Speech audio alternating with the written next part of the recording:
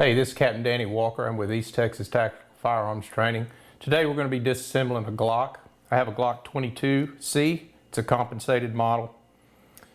It's pretty easy. First thing we want to do is make sure that the gun is unloaded. That is number one. Treat all guns like they're loaded. So we're going to make sure this gun is unloaded. First thing you do, take the magazine out. Make sure that the magazine is unloaded. You can set that to the side.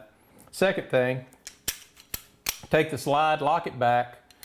Using the slide lock, check the port, check the barrel, check inside the magazine well. I'd look at it both ways just to make sure.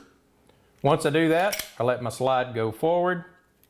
In order to take this one apart, you have to relieve spring pressure. In order to do that, just simply pull the trigger. Once that goes loose, you're going to take it and pull it back just a little bit, not too much, or you recock the gun.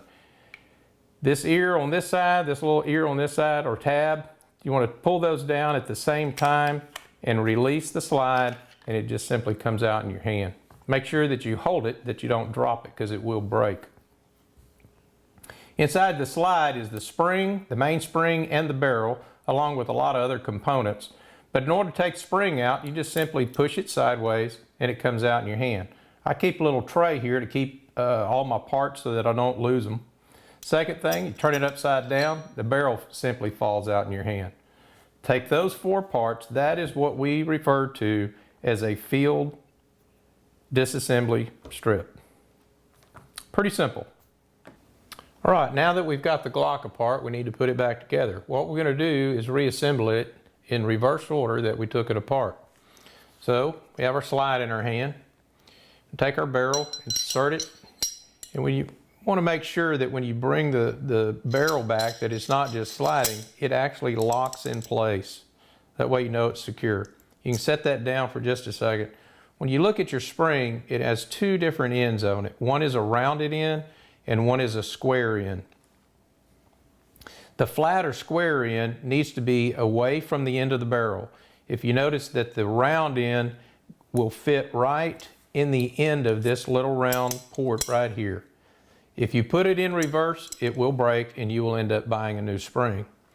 The way that I do it is I put it in the hole right there.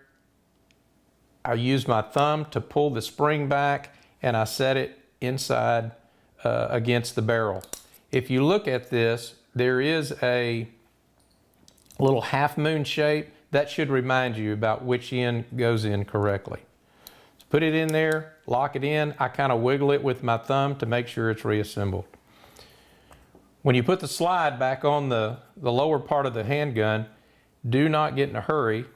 The grooves right here, or this slide right here, is going to line up with these right here, those little ears. It's all going to line up straight.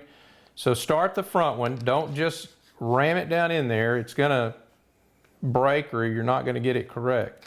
Make sure that you at least start the back one first and then just simply rack the slide and your gun is reassembled. Once it's back together, you want to do a function check. What I do is I operate the slide mechanism several times and then I'll go ahead and pull the trigger. I'll do this several times, usually about 5 times, and that way I know that that function check is complete.